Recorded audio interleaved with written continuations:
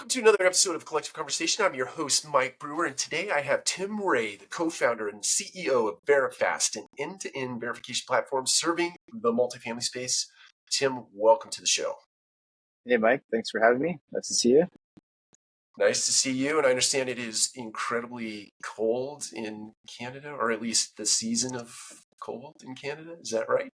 Yeah, you know what? I think Mother Nature is throwing us a curveball. We're kind of like hot and cold. One week we're like minus 20 Celsius. Next week we're kind of plus 10. So this week we're warm again, so I'll take it. But yeah, not as nice as Atlanta, that's for sure. But don't put the parka away just yet, right? Yeah, exactly. I still wear my Canada Goose because you never know. Sometimes you get surprised on my walk home. So Makes sense. Makes sense. Well, Tim, I really appreciate you investing a little bit of time with us here today.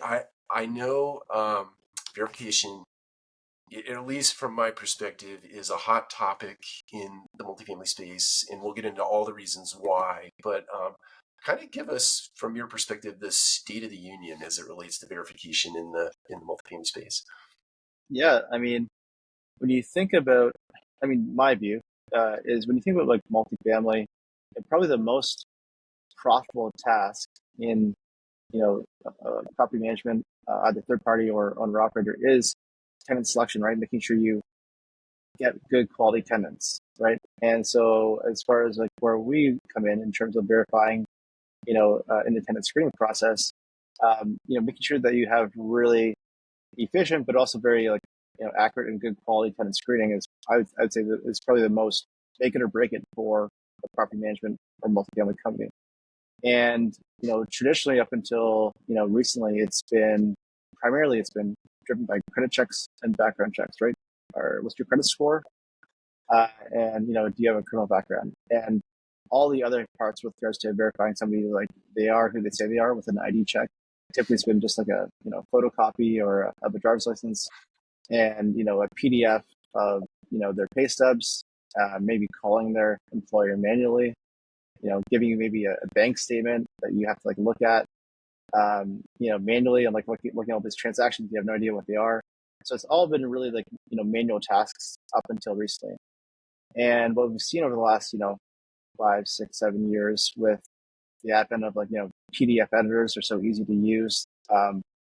We've seen more sophistication around like ID fraud, and in combination with the recent really explosion in the increase of rent prices and cost of living and inflation, there's more now of a motivation for people to fudge documents, and with combination of technology making it extremely easy to do fraud, and this cost of living increases, inflation with people need now to do fraud or fraud for shelter.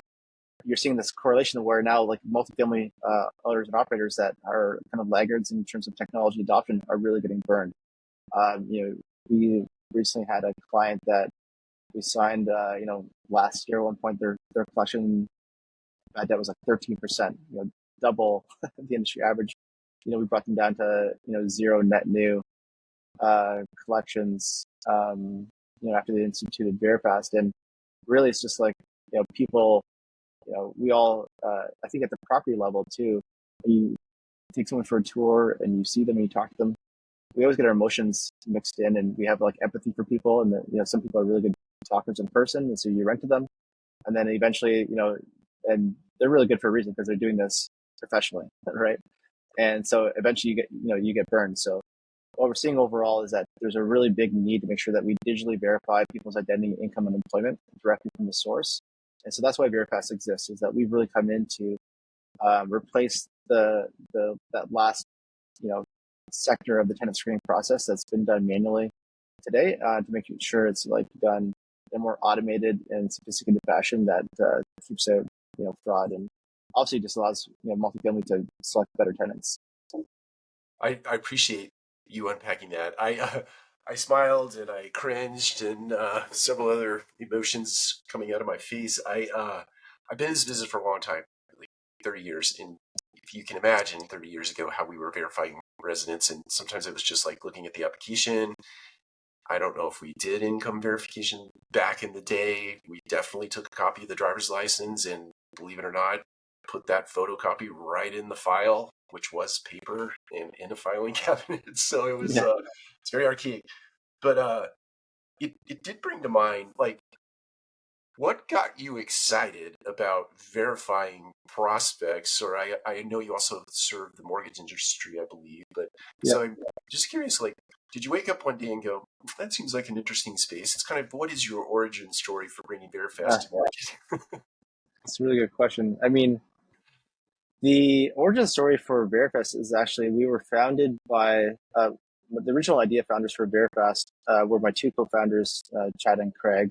Craig is my very talented and favorite CTO that I've had to date. Really talented guy. He's actually originally like a BCom student that is like self-taught technologist. So he actually brings a really unique skill set in being able to like understand business problems and not having that classic divide of tech people can't talk to business people. He's really that like natural bridge between the two. And Chad, who he's our operations COO in the company. And the original thing is that Chad's dad was actually one of my first mentors and was on, this Verifast is my fourth company. I've had a few exits to date, been very lucky to be, unemployable and entrepreneur for the past 12 plus years. And, I've been very lucky in that regard. And, back in 2020, Chad's dad was like, I want you to meet my son and tell me if you think his idea is any good or not. Right. And so I met Chad and he's like, tell me about this idea that now we can use open banking to connect people's bank account directly to verify people's rent based on or income by seeing their actual income in their bank account and that they paid rent before by seeing the deposits or withdrawals come from their bank account. I was like, thought for a second, that silent pause, and then I got that, that classic entrepreneurial like eureka moment. Is like, holy holy F, this is so obvious and so simple. It's genius. I need to be a part of this. And so I actually came in as originally the lead investor in our pre-seed round. But then as you get that adrenaline junkie, kind of like, oh man, this is huge. I need to be part of this. And I was in my third startup that was really kind of, my first two startups, I really lucky, had nice exits. My third one that I was doing at the time was a private aviation tech startup called Chirp. We're really flailing, trying to find a good product market fit. And I was just like, man, this is like such a better idea and it's solving real world pain. And the backstory too is that I was actually a landlord. I had a few rental properties in Windsor, which is across the border from Detroit. And I kind of joke around like being a landlord in Windsor is like kind of being a part-time social worker because you're dealing with like a pretty low common denominator type crowd. So I got burned a lot as a landlord. And so when I heard this problem is just kind of like all kind of the dots connected, and I was like, man, this is amazing. So that's kind of the origination story. And it took me another year for me to wrap up Chirp, which was my private tech aviation startup, and then come in full time with Verifast to take over the CEO role in basically fall of 2021. And it's been off to the races ever since. And I've had a lot of different co-founders over the years, and I gotta say that this is definitely the best fit I've had to date. Okay, so I want to key off something that you said there, open banking. And this is something that is, I think, widely adopted offshore United States, and it's getting adopted in the United States. But can you, just for our listeners and our viewers, can you unpack what that means? Because I don't think everybody knows Mm-hmm. exactly what that means. Yeah, open banking is just it's an industry term. It's becoming regulated by the federal government, and it's basically a way for people to share their bank data directly from their bank account. Right? It's just we're using your banking card and your password to give somebody access to specific data that you're giving permission to directly from your bank account instead of having to download your bank statement from your bank account, put it into a PDF, and email it, which is unsecure, to another source. So if you think about it, we're already sharing our bank data today. Anytime that you have to apply for a lease or a loan or any sort of like um, underwriting or screening process today, we're already sharing our bank data. What open banking does is allows us to share it directly from the source. And when you think about it logically, that makes the most sense because when an underwriter or a leasing agent first gets a bank statement today, the first thing they do is not to look at the income. The first thing they do is to see, is this even a real bank statement? Right. right? And so we're actually wasting energy and reps on validating just the document itself versus the data and using the data right out of the gate, right? And if you think about the fact that anyone's 10-year-old kid can go online with Adobe and change a 3 to a 1 on an editor, and I'm sure many of them are. The idea of being able to use a PDF as proof of anything is like me walking into like the store and trying to buy something with monopoly money, right? It's like it doesn't mean anything. It's like it's such a bad idea to be accepting validating people's income or employment based on PDF documents that it's like when 10 years ago you used to be able to drive down the highway and watch Netflix and it was like totally like legal. Yeah, Neither of those things are a good idea. You know what I mean? that's right. That's right. I wonder because it's look, it seems logical to me.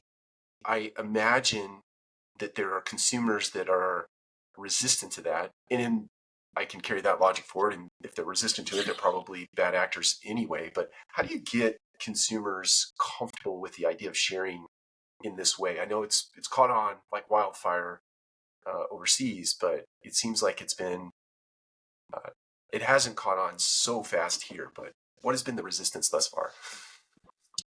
Um, yeah, really good question. So it's a great question because when we first started back in, when Chad and Craig first started, the first question we were trying to answer in like 2020 was, would people even do this? Would people even like share their bank data directly from the bank account? Right. Right. And so, we had to solve that problem or answer that question first. And the truth is that, the majority of people, and it's dependent on market too, like urban versus rural. So there's a much higher correlation of people being able to share their data, urban markets versus rural markets, and also has a demographic market of like young versus old, right? Mm. And so I think a lot of people that are sub 40, it's just like, they're doing Robinhood. Anyone's ever signed up for like a wealth app and they've connected their bank accounts to their wealth app, it's the exact same thing. It's just they're doing it to verify their income instead, right? Um, Secondly is so for us at Verifast, the thing that we really wanted to solve for, which is unique to us, is you know where that user interface of that request for someone to connect their bank account pops up, and to build the trust is really important. And so what we did was we actually made it very open for all applicants to be able to rate their experience using Verifast on Trustpilot. So Verifast is actually the only tenant screening platform and income verification platform that actually has literally like hundreds of 5-star reviews on Trustpilot. Listen, there's a bunch of people that are like what you mentioned, Mike, that are like 1-star, like fuck you, I hate this. Sharing my data, it's intrusive, right? There's a bunch of those, but we're 4 stars on Trustpilot, which you can imagine in multifamily, it's tough for even property management companies to get above a 3-star, on a Trustpilot, right? So, and we're actually asking them to share their most like private and vulnerable data, right? And so that actually helps with like a bit of like the feedback loop of like, oh, people see that there's hundreds of reviews and it's a 4-star rating. Therefore, we are actually able to get more people to want to share their data with us because we've socially normalized it for them. But we're not there yet in terms of like everyone doing it, and so that's why we've also done digital connect. And originally we were like digital connect only bank account connect or payroll software connect. Last year we introduced we're now doing our own in-house document processing. So we're doing what's called OCR, which means optical character recognition. We're scanning the documents and turning that PDF into data. And then we're also doing fraud detection software on the PDF itself because, I think 10 years from now, maybe even like 5, 7 years from now, the idea of like sharing PDFs will be like, it will all like laugh about that we used to do that, right? And it will be all direct source data, but we're not there yet. And so PDFs and OCR is kind of like the bridge between today and tomorrow. And so now we are like that full solution that no matter whether you're like a end of lifer that no matter what, you don't want to share your data, we'll take your PDF and we'll like fraud detect it. And the good thing is that fraud detection on bank statements has a really high efficacy. It's really tough because we can see the metadata and the structure, and there's not an infinite amount of sources for bank teams to come from, so we can really tell if bank teams have been manipulated or not. Pay stubs, unfortunately, it's like a leaky boat. It's impossible to keep fraud out if you're just doing pay stub fraud detection and analysis, because you have everything from um, Joe's Plumbing that's using an off-the-shelf pay stub software that you can't tell if it's real or not, because it's just like he could use Microsoft Word, right? To more sophisticated fraud, you have like actual organized crime where they're giving you real ADP pay stubs from like fake shell companies, right? And it's a whole ring, and so it's impossible to plug that hole. What we do is we actually do what we call bank verified pay stubs, where we actually match the dates and the net amounts and pay stub to the bank account or whatever Chime or Cash App they're using, so that way we can make sure that they're still coming from like a high fidelity source. So I want to key in on something specific that you said, or at least this is a story I'm telling myself. So you get direct connect to the bank, and then you pull data into your, let's call it an algorithm or a workflow or whatever that you're using to produce hey, this is good or this is not good. What are you doing a look back in terms of someone's behavior in their bank account to do some probability exercises on a go for it, probably good or probably bad? How does that work? So we do, but it depends on the client. Some clients literally just want to stick to like the 3-to-1 like income to rent ratio. Understood. And we're just doing a look back to just show them what they want, right? We're going to meet our clients where they're at, right? Okay. Some clients then also want to add in, oh, you can see NSFs. Oh, you can see like other certain things. So we'll add like, yes, we've seen 26 NSFs in this person's bank account over the last year. We also are adding in credit checks, but that's, we're just literally reselling a part. That's nothing, net new. But on the bank data, I always am also curious, this 3-to-1 gross income to rent ratio is it's an old school ratio that has existed forever because nothing else better existed. It's not a very good metric for us to be using in general, right? What we should be looking at is, your total income. Great. But what's your actual like cash balances in your bank account? What is your actual like net cash flow? Net cash flow is king. It's like, are you already paying rent today? Yes. Okay. $2,000 a month. I can see it coming in your bank account. You're applying for $3,000 a month in rent, right? Maybe with or without a rebate. But how does that impact your total cash flow, right? And of your existing expenses, how much of them are like core expenses and how much of them are discretionary spending? And so I think we're going to be going towards is what's more of like a financial behavior score, which we already have, which only a few of our clients are using, to really look at like what's the real-time financial health of that individual, and their ability to withstand like financial shock or adverse events in the future, right? But we have the ability to do that all today. I think the first step is just having people switch from PDFs to digital data, and then kind of like crawl, walk, run down this idea of predictive behavior based on like financial banking data. Thank you for answering that. That's I was just having this conversation several days ago, and it that topic came up, so I was just curious to get your viewpoint on that. Talk to me about this too.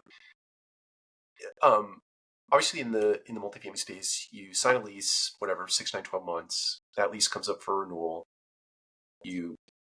Many times we do not requalify an individual, but intra-lease or intra-mini leases, you have change in behavior, life events. You lose a job, you lose all this stuff.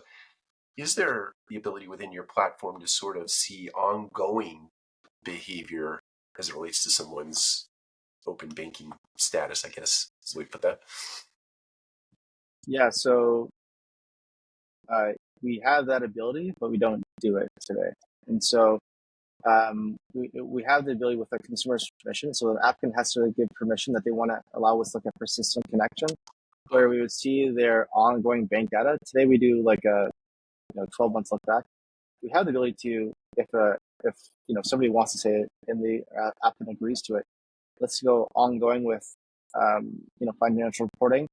And you actually can make it where it's beneficial to both. Like we could actually do like rent reporting to build credit as part of that. It's always like a trade-off, right? Client wants to, you want to get their data going forward. You have to give them something for it. And what is that, right? Maybe it's special offers tailored around their spending behavior. Maybe it's like rent reporting to build credit. Maybe it's something else. Yeah, so we definitely have that ability. It's not something that we're actively doing today, though.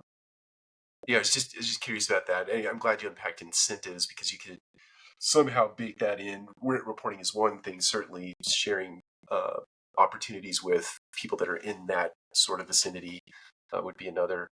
I think there's something.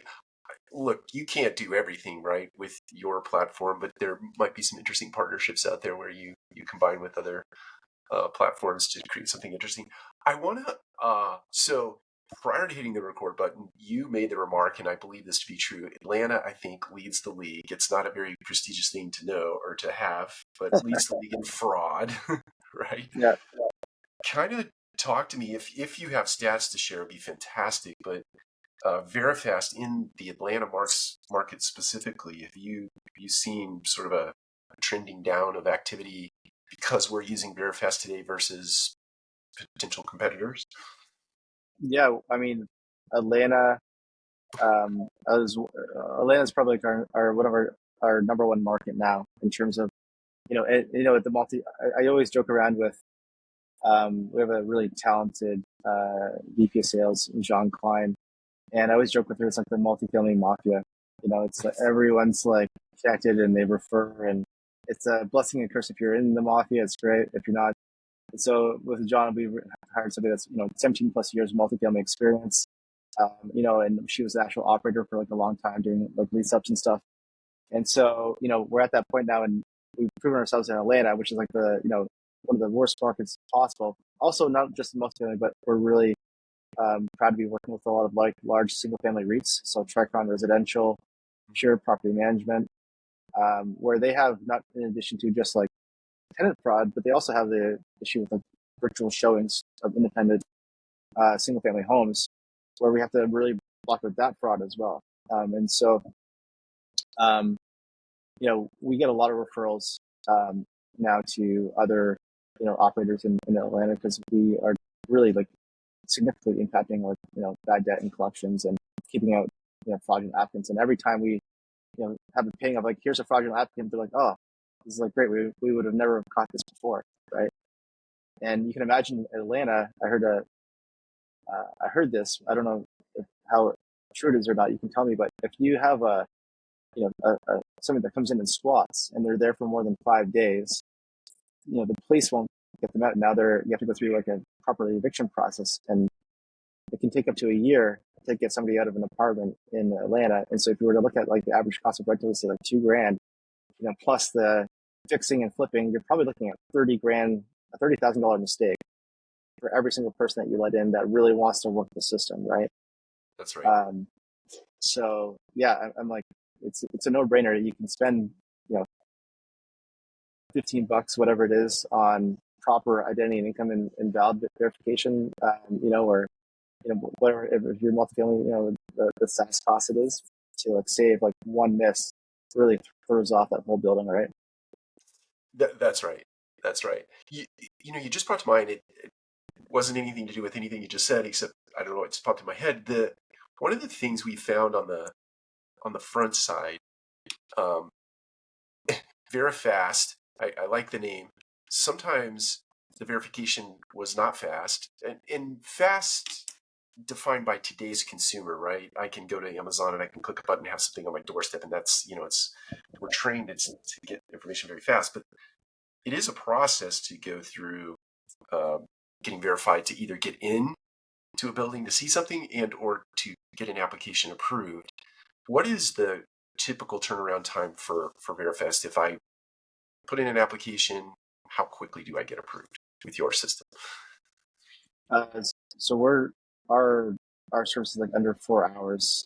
If you if you're doing a report between like 7 to 7, like we're gonna do that within with under 4 hours. So there's qualify. If they're doing a digital connected incident, if they're doing an OCR turnaround, and we have an actual human in the loop team that like, so we have AI that reads the documents, does all the OCR.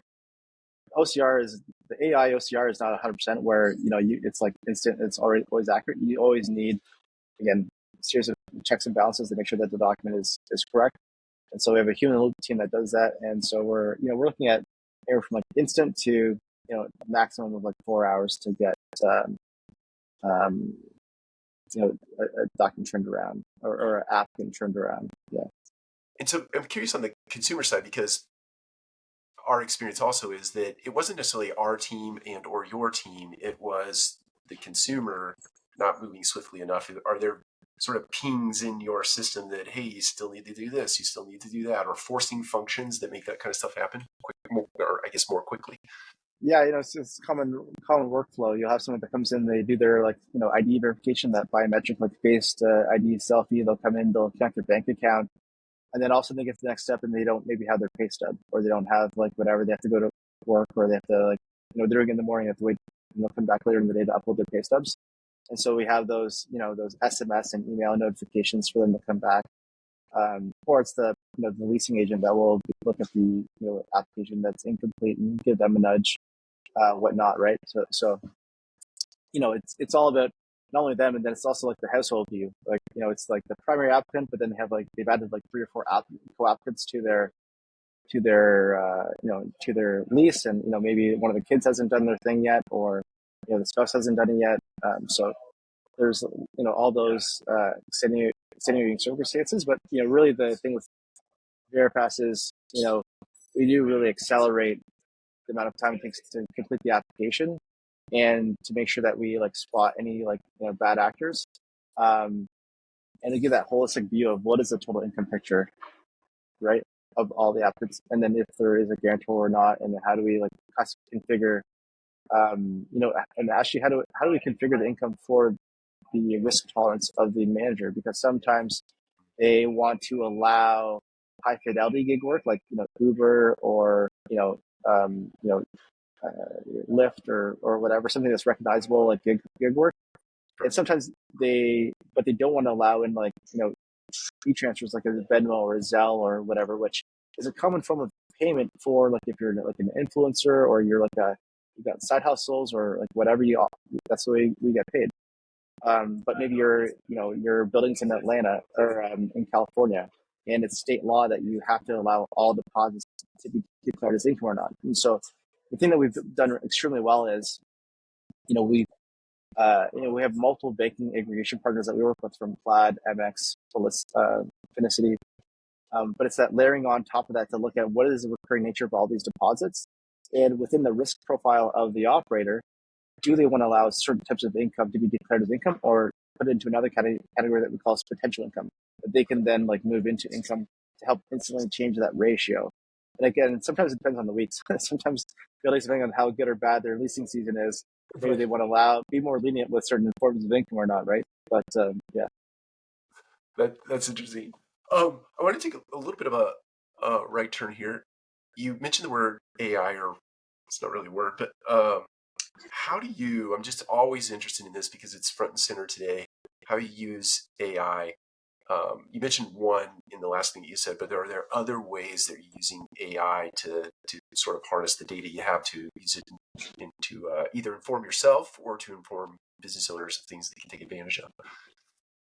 Yeah, there's kind of 3 core ways that we're using AI today. One is on the OCR technology itself, so on us being able to take PDF documents and ingest them. So actually using optical character recognition and certain templates to then be able to extract that data. So using the artificial intelligence to recognize what a classified document is, it a pay stub, bank statement, 1099, W2, whatever it is, and then being able to extract the data. That's one AI module onto itself.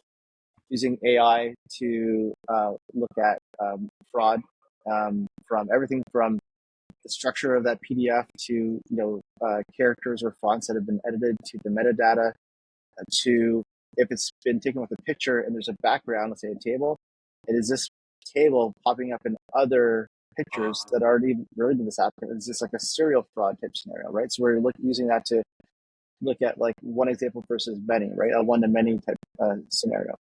Then we're also using AI and more machine learning with regards to looking at how do we look at recurring nature of different types um, of deposits and income and with various descriptions, expenses, and then also looking at various weighted indicators of like income, NSFs, balances, what we call like a cash flow financial behavior score, um, and then using that to like look at with different demographic groups, like whether it's age or geography, um, to see like how do we optimize that financial behavior score in the future, right? So we doing a lot of A/B testing. So it's AI is the future. We're still in like the second inning of AI in terms of where we're going. Still like early days, but I'm really excited about it helps with financial inclusion. We talk about the old school ways of people doing tenant screening and pay stubs. Well, we're seeing an incredible amount of like young people for the same reasons we said earlier, cost of living and whatnot. People need to have like sometimes 2, 3 jobs now just to make ends meet, and they're getting paid in ways that we're not used to seeing them get paid before. And so, us using bank data to verify income is important to make sure that we're verifying all income sources. And then, we see certain demographics where, again, they're doing more like maybe gray economy or, other types of like ad hoc jobs.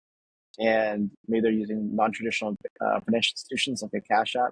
And how do we make sure that those people that they count, right? And that all their income counts.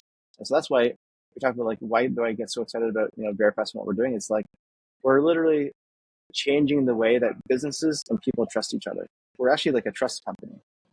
And Yeah. we kind of combine purpose and profit.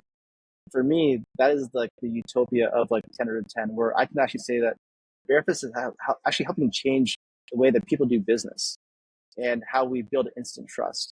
And for me, that's something I really get jazzed about because we're helping people, both companies to get lose less, and Yeah. people to get treated transparently and fairly up front, so that way they get a fair shake on the first pass. I love that. I I love that. That's like a fantastic crescendo moment in this podcast. So thank you for sharing that. It it brought to mind, in terms of sort of that win-win. I imagine this also, from an operator's perspective, gives a win in the way of time saved. And the word centralization or efficiency comes to mind. This platform lends perfectly, at least in my opinion, to sort of a centralized effort. Whereas you're traditionally doing a lot of this stuff site by site by site, but now you can pick a person or pick a department that can actually do this with your platform. Is that fair to say? Yeah, 100%. I mean, obviously, Funnels, doing really good job and famous for doing the whole centralization play within multifamily.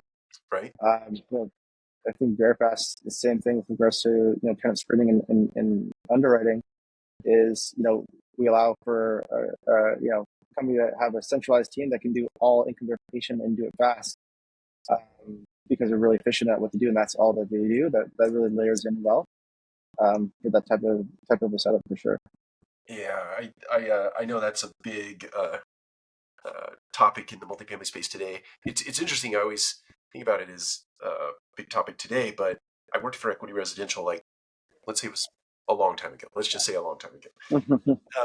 And we were doing centralization like 15 years ago, taking the admin work out. We're doing it where we had properties that were in close proximity. So one assistant manager might do the work for 3 properties opposed. But so it's not necessarily a new topic, but it is one where technology, I think, is actually caught up to the concept. And so now you can facilitate centralization a lot more efficiently and effectively.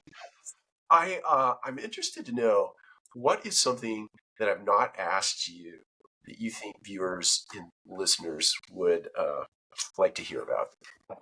It's a really good question. I wish I was prepared for that one. Uh, I have to throw curveballs every now and then. yeah, no, it's great. Um, you know, I think so.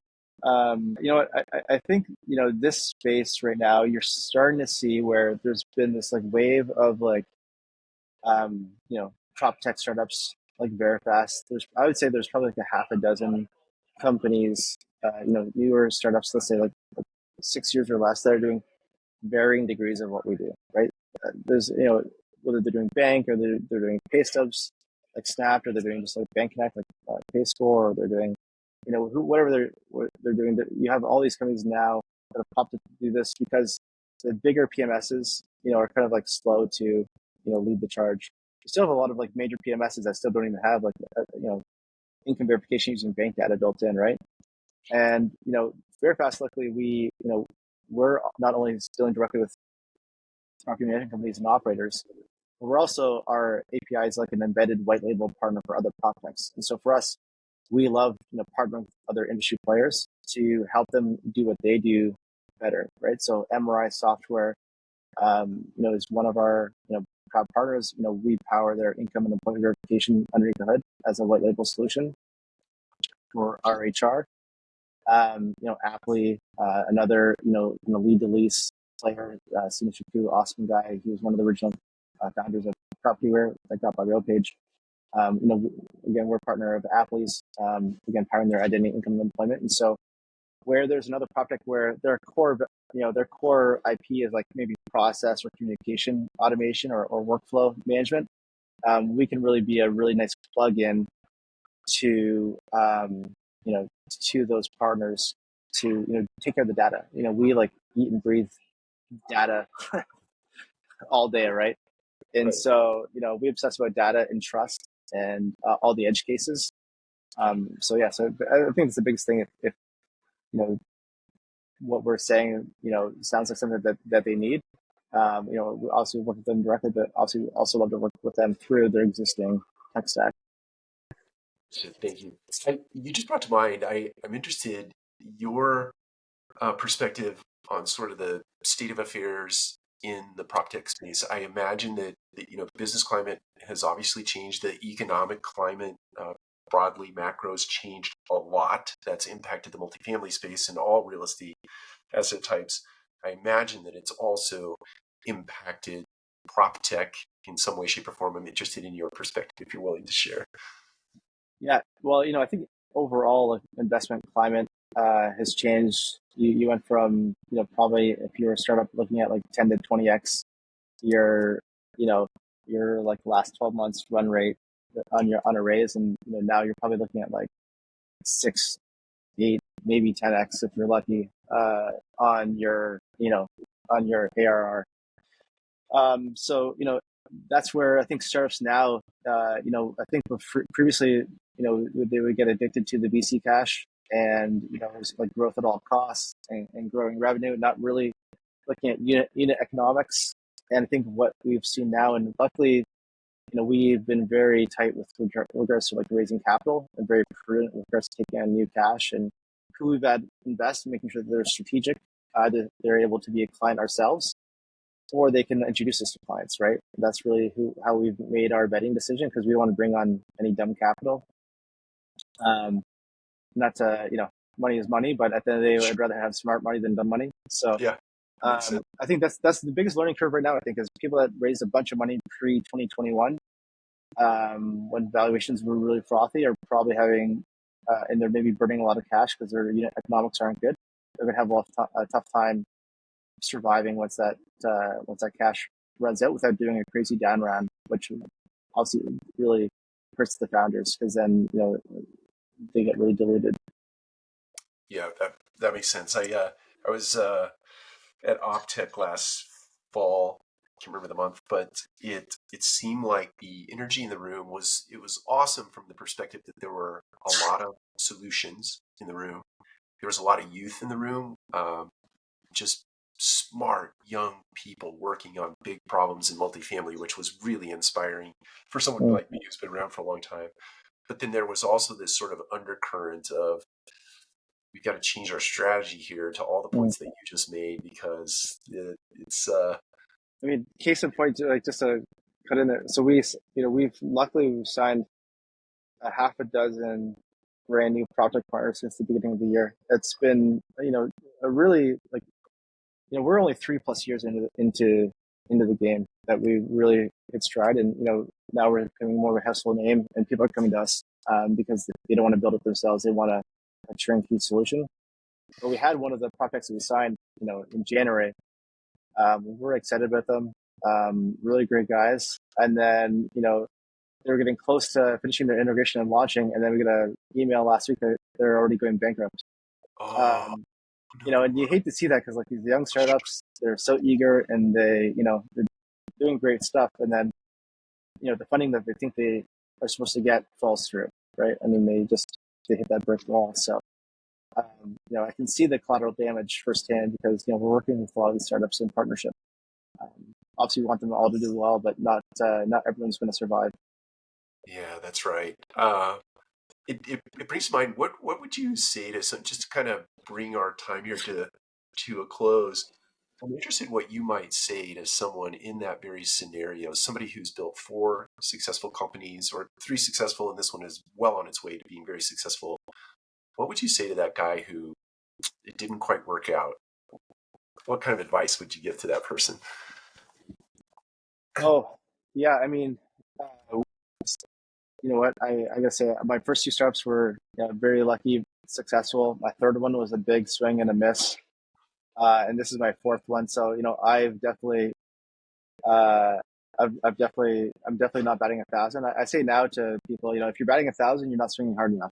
And Oh, so nice. I say, if you swung and you missed, at least you didn't. At least you're not the guy that says coulda, shoulda, woulda. You know what I mean? I grew up with a lot of people that were like coulda, shoulda, woulda type people, and they end up growing old and getting regretful because they didn't have the owners to do it. And so they should be really proud that they actually like attempted and did try to do something big. And whether they failed or not doesn't really matter because it's going to give them some scars. It'll give them a better perspective on the second time around of what not to do or what to do better. And so that's just part of like the school of entrepreneurship is we all have failures, and failures are how we learn the most, right? So I That's think right. that's the biggest thing is like very encouraging of people to swing hard and miss, and swing again after that. I love it. I appreciate you sharing that, and I'm sure the viewers and listeners will as well. Tim, I really appreciate you investing time with us here at Multifamily Collective in this collective conversation. And I want to give you an opportunity to share where people might find out more about Verifast and or you specifically or somebody in your organization that might be helpful to them. Yeah, if, I mean, any other PropTechs or anyone in the space that wants to reach out, you can find me easily at LinkedIn, or you can reach me on email, tim.ray@verifast.com, or you can check out our website at verifast.com. Awesome. Thank you, Tim. For everybody else, we'll see you next time on Collective Conversations. Thanks, Mike. Appreciate it, buddy.